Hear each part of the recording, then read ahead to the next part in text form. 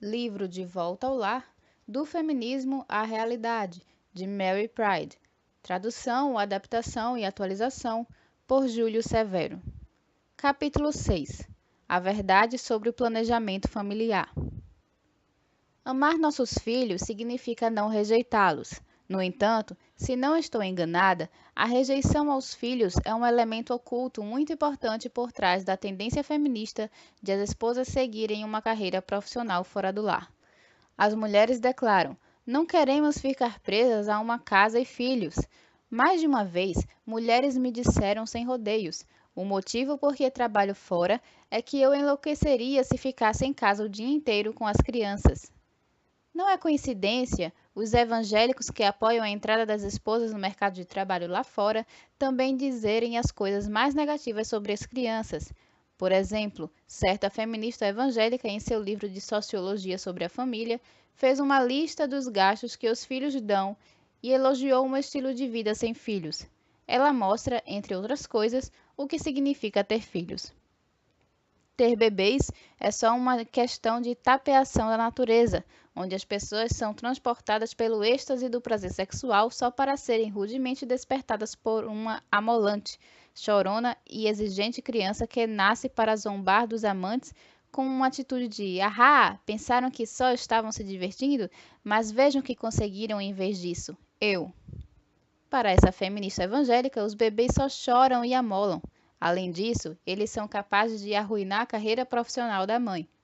Longe de amar nossos filhos, o feminismo tenta nos fazer odiá-los como o principal obstáculo para nossa total liberação, e devemos tratá-los sem piedade. Devemos lutar contra eles e repeli-los antes que eles consigam invadir as nossas vidas. É por isso que em todos os países o feminismo defende os direitos reprodutivos. Um documento do governo brasileiro diz: os direitos reprodutivos constituem um direito humano fundamental e as mulheres devem ter acesso à mais ampla variedade de métodos contraceptivos, assim como lhes deve ser assegurada a maternidade como direito e como opção. Esse mesmo documento mostra o que significa o termo direitos reprodutivos. O movimento feminista se preocupa muito com a questão do aborto e a forma em que se verifica no Brasil.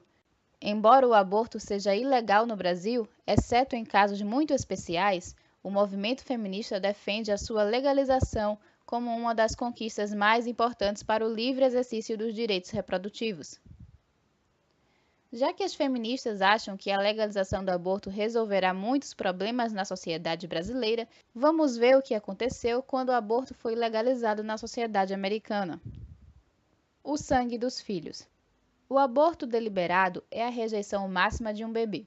Nos abortos que são realizados legalmente em hospitais e clínicas dos Estados Unidos, os bebês são cortados em pedaços, dilacerados por sucção, envenenados e etc. Às vezes, eles são removidos vivos na barriga da mãe, mas mesmo assim são mortos de modo doloroso e demorado. É dessa forma que os bondosos médicos estão querendo ajudar as mães a realizar suas ambições no mercado de trabalho. Durante tudo isso, os bebês sentem dor. Mas o que acontece durante o aborto é só metade da história. Por causa da venda dos corpos desses pobres bebês mutilados para serem usados em pesquisas ou em cosméticos, os abortos agora são tremendamente lucrativos. Como diz a doutora Olga Fairfax, já que são feitos 1,5 milhão de abortos legais todos os anos nos Estados Unidos, há abundante fonte de fetos para uso comercial. Os empresários e os médicos lucram de 3 formas. Primeiro, os procedimentos médicos do aborto legal, avaliados em $500 milhão por ano pela revista Fortune. Segundo, a venda dos corpos dos bebês abortados. Terceiro, os cosméticos que as ingênuas consumidoras compram. Antes que os médicos aborteiros compreendessem que podiam ganhar muito dinheiro com os corpos dos bebês, as crianças abortadas eram tratadas como lixo. Uma clínica de abortos na cidade de Richmond enchia sua comprida caixa de lixo com sacos plásticos contendo os restos de dezenas de bebês abortados. Certa mãe conta o que viu. Cães famintos apareciam e arrastavam os sacos. As brigas de cães eram frequentes e era comum o conteúdo dos sacos se espalhar pelas ruas até que os cães separassem a gaze e os pedaços de pano e devorassem a placenta, os ossos e as carnes dos bebês. Não é particularmente agradável vermos notícias de cães de cidades sendo treinados para apreciar o sabor de carne humana. Pior ainda, porém, é o gosto pela tortura humana que respeitados homens da medicina estão cultivando. O Dr. Robert Schwartz, chefe da pediatria do Hospital Metropolitano de Cleveland, declarou que, logo que o bebê nasce, enquanto ainda está unido à sua mãe pelo cordão umbilical, eu tomo uma amostra de sangue, corto o cordão e então, tão rápido quanto possível, retiro os órgãos e os tecidos da criança. Uma verba de 6 milhões de dólares do Instituto Nacional de Saúde e do governo dos Estados Unidos possibilitou que um bebê vivo, entre muitos outros num experimento feito na Finlândia, fosse cortado e aberto sem anestesia, a fim de lhe retirar o fígado. O pesquisador encarregado disse que o bebê estava completamente formado e estava até secretando urina. Ele afirmou que não havia nenhuma necessidade de anestesia, pois bebês abortados vivos são só lixo. E ainda mais, o Procurador-Geral do Estado de Connecticut apresentou ao Supremo Tribunal dos Estados Unidos denúncia de que um médico dissecou sem anestesia um bebê vivo. O jornal Washington Post também denunciou que um médico-chefe de pediatria de Nova York faz experiências injetando substâncias químicas radioativas no cordão umbilical de fetos. Enquanto o coração deles ainda está batendo, eles lhe retiram o cérebro, os pulmões, o fígado e os rins para estudos. E uma revista médica denunciou experimentos realizados em fetos nascidos vivos, isto é, bebês vivos, que foram decapitados, isto é, suas cabeças foram decepadas, a fim de que suas cabeças fossem usadas para estudos. Não deixe que essa linguagem médica de alto nível engane você. Depois que o aborto foi legalizado nos Estados Unidos, médicos americanos começaram a realizar experimentos cortando a cabeça de bebês e mantendo-as vivas durante meses. Eles também começaram a torturar bebês retirando-lhes os órgãos ou cortando-os em pedaços, enquanto eles ainda estavam vivos e podiam sentir dor. E as atrocidades continuam. Médicos americanos e europeus já aceitam a possibilidade de considerar as crianças em gestação como convenientes fontes de órgãos para transplante e para tratamento de certas doenças. Será que nossos irmãos e irmãs que ainda não saíram da barriga de suas mães vão se tornar fontes de peças sobressalentes para uso da medicina? Preste atenção no modo como os apresentadores de noticiários estão preparando o caminho para isso. Eles já estão apelando e dizendo que há uma grande necessidade de órgãos para transplante. O uso de bebês vivos para tratamento médico não é apenas teoria. Um engenheiro de 28 anos que sofria de hemofilia achava insuportável a vida numa máquina de diálise. Ele não podia ter um transplante de rins de um membro da família, já que ele havia sido adotado e não sabia quem eram seus pais naturais. Então, ele imaginou uma solução nova para o seu problema. A esposa dele engravidaria e depois de 5 ou 6 meses faria um aborto. Os rins de seu próprio filho pré-nascido seriam então transplantados para ele. Sua ideia é digna de atenção, não só porque o próprio pai tramou a morte do próprio filho, mas também porque chegamos ao ponto em que os meios de comunicação respeitam ideias desse tipo. Bebês também são gente. Os indivíduos a favor do aborto legal levantam um nevoeiro espesso sobre seus atos nefastos, já que eles se negam a utilizar a palavra portuguesa apropriada para a pessoa que o aborto mata, o bebê. Em vez de bebê, eles preferem dizer embrião ou feto. A verdade é que feto é uma palavra latina que significa criança. Contudo, a Bíblia deixa claro que o bebê é um ser humano feito conforme a imagem de Deus desde o momento da concepção. Davi afirma que ele era: sei que sou pecador desde que nasci. Sim, desde que me concebeu minha mãe. Salmo capítulo 51, versículo 5. Ele não disse que se tornou Davi só depois de sair da barriga de sua mãe. Jeremias era Jeremias dentro do útero de sua mãe, onde Deus já o havia escolhido para profetizar contra um país bem parecido com o nosso. Jeremias capítulo 1, versículo 5. A Bíblia descreve de modo maravilhoso e emocionante Deus nos formando dentro da barriga de nossas mães. Salmo capítulo 139, versículo 13, e em Provérbios capítulo 23, versículo 22, a suprema passagem provida, Deus declara: ouça o seu pai que o gerou. Deus não diz sua mãe que o gerou, mas seu pai. Os bebês não são propriedade exclusiva de suas mães e elas não são Deus para ter total poder sobre eles. Desde o momento da concepção, que é a única ocasião em que o pai tem envolvimento direto na criação de um bebê, o bebê recebe vida de Deus. A decisão jurídica de 1973, que legalizou o aborto nos Estados Unidos, foi não só um pecado contra todas as crianças americanas em gestação, tornando-as escravas absolutas de suas mães, mas foi também um pecado contra todos os pais americanos, destituindo-lhes o direito que Deus lhes deu de proteger e criar os próprios filhos. Portanto, sabemos que a Bíblia diz que um bebê é uma pessoa desde o momento da concepção. É nesse ponto que muitos cometem um grande erro. As pessoas que defendem a vida humana contra o aborto e a eutanásia supõem que o motivo por que as mulheres recorrem ao aborto é que elas não compreendem que a criança que elas estão matando é uma pessoa de verdade. Bem, os que acreditavam nisso estão errados. Num debate sobre aborto legal na Faculdade de Direito Emory, na cidade de Atlanta, muitos estudantes expressaram a opinião de que a criança dentro do útero é uma vida humana, mas tirar essa vida é justificável se as razões sociais forem elevadas o suficiente. E elas deram as seguintes razões elevadas o suficiente para uma mãe matar seu bebê: proteger as adolescentes grávidas do sofrimento psicológico de dar à luz uma criança, ajudar as mulheres pobres que não têm condições de cuidar de modo adequado de um filho e impedir a vida ao mundo de crianças indesejadas. Portanto, finalmente podemos ver claramente o verdadeiro motivo para a existência de leis que permitem o aborto deliberado. As mulheres estão dispostas a matar seus bebês porque elas não os querem e elas não se importam se o feto é um bebê vivo ou não. Elas têm suas próprias ambições, que elas chamam pelo suave termo de elevadas razões sociais. Uma dessas ambições é passar pela faculdade de Direito sem ter filhos. De acordo com a filosofia feminista, a mulher é o centro de todas as coisas, já que ela se considera deusa. Ela acha que tem o direito de matar e dar vida e que não tem de prestar contas a ninguém, a não ser a si mesma. Ela pode ou não compreender a magnitude do crime de destruir a vida de seu próprio bebê, mas em primeiro lugar, suas ações não são baseadas no respeito a nenhuma outra pessoa. Então, o pecado principal por trás dos 1,5 milhão de abortos que são legalmente realizados nos Estados Unidos todos os anos é o egoísmo. E as primeiras pessoas a confessar isso são as mulheres que, antes de se converterem, fizeram aborto.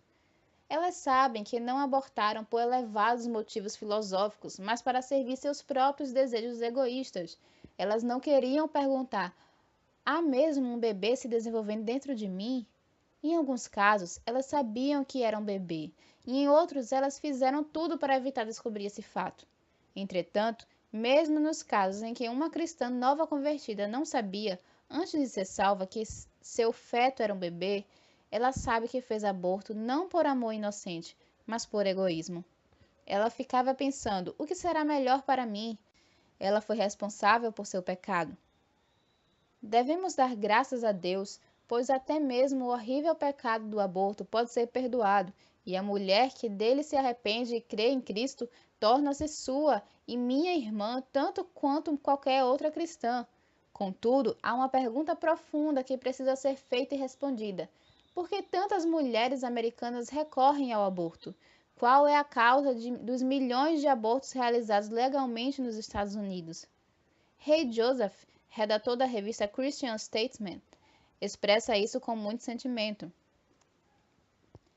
Eu estava acompanhando um conferencista pró-vida a uma reunião na cidade de Pittsburgh. Reunimos-nos com um pequeno grupo de evangélicos, os quais se achavam na posição estranhamente incômoda de serem considerados obstáculos e antiquados pela sociedade.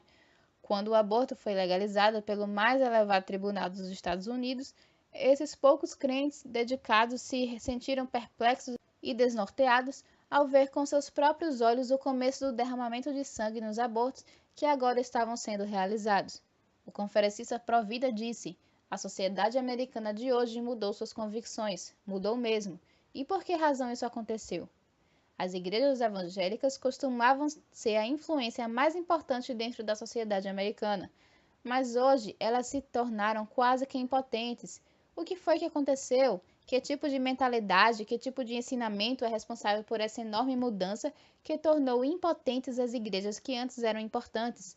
Onde foi que os evangélicos americanos erraram?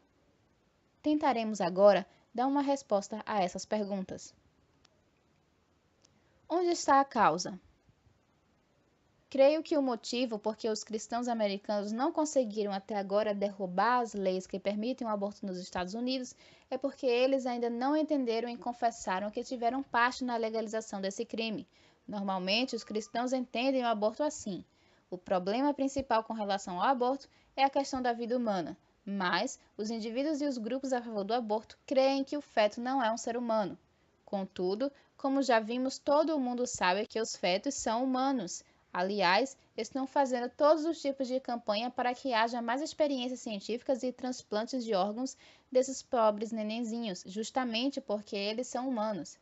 Entretanto, as mulheres continuam fazendo abortos, e os médicos aborteiros profissionais também não têm se arrependido do seu lucrativo negócio de $500 milhão por ano, só porque a exposição diária ao que eles chamam de produtos da concepção prova conclusivamente que aquilo que eles estão tocando com as próprias mãos são realmente cabeças, mãos, pés e dedos de um ser humano. Agora que os cristãos americanos fiéis à Bíblia estão começando a ver a monstruosidade do aborto legal, será que isso é suficiente para acabar com esse crime e torná-lo ilegal de novo? Embora seja uma prática protegida por lei nos Estados Unidos, isso significa que inevitavelmente mais e mais mulheres vão recorrer ao aborto? A resposta a essas perguntas é não. Então, algo deve estar errado com o modo como estamos reagindo à questão do aborto. Normalmente, os cristãos fiéis à Bíblia reagem do jeito que o reverendo Dan Smith esboçou no artigo intitulado Aborto, Fazendo Justiça e Pregando Paz. Como nós cristãos vamos reagir à questão do aborto? Primeiro, fazendo justiça. Ele pede que reconheçamos a nossa responsabilidade de proteger os fracos e inocentes. Ele nos chama para desafiar a terminologia abortista mentirosa, para empregarmos ações políticas e para lutarmos para que os homens assumam a sua responsabilidade para com seus filhos. Segundo, pregando graça, apelando para que as pessoas se arrependam do pecado. Tudo bem até o momento. Smith continua. Pregar graça e bondade significa oferecer alternativas compassivas às mulheres que estão passando por uma gravidez difícil. Será que estamos dispostos a oferecer uma atmosfera encorajadora e hospitaleira para as mães solteiras? Quantas mulheres de igrejas cristãs têm feito aborto em vez de se apresentarem na igreja como mães solteiras? A mãe solteira pode precisar de um lugar para morar. Por isso, como indivíduos e comunidades, devemos estar prontos para oferecer hospitalidade, ajuda financeira e outros tipos de assistência. Uma mãe pode precisar trabalhar fora, por isso as igrejas precisarão providenciar creches. O que Deus quer que você faça em resposta a essa mensagem? Primeiro, Ele quer que você se envolva, Ele quer que você ore pela causa da defesa da vida e Ele quer que você sustente com suas orações e recursos financeiros as organizações cristãs que defendem a vida humana contra o aborto e a eutanásia. Escreva para senadores, deputados federais, estaduais e vereadores. A resposta cristã típica que esse artigo expressa é que os nossos pecados são, primeiro, falta de envolvimento político e, segundo, falta de acolhimento às mães solteiras. Isso não está correto. Assim como nem todo mundo foi chamado para ser pastor, assim também nem todos foram chamados para ser políticos ou lobistas. Além disso, não temos a obrigação de providenciar dinheiro, um lar, uma creche e um emprego, sem mencionar as tentações a esse estilo de vida feminista de seguir uma carreira profissional fora do lar. Para todas as mães solteiras, devemos ter misericórdia? Sim, das pecadoras arrependidas. Devemos ter compaixão? Sim, das que pedem ajuda. É claro que precisamos nos arrepender de nossos pecados diante de Deus, mas precisamos entender que nosso forte posicionamento evangélico contra as relações sexuais antes do casamento não é pecado. Nossa ingenuidade política também não é pecado. Se existem leis a favor do aborto, não é simplesmente porque não sabemos nos envolver na área política para combatê-las. As igrejas americanas não estão conseguindo combater eficazmente as leis que permitem o aborto e não estão sendo mais uma importante influência na sociedade americana por causa do egoísmo. a falta de amor e a indisposição de ver os filhos como bênçãos absolutas. Em resumo, elas estão sendo sal inútil e sem sabor por causa do controle da natalidade.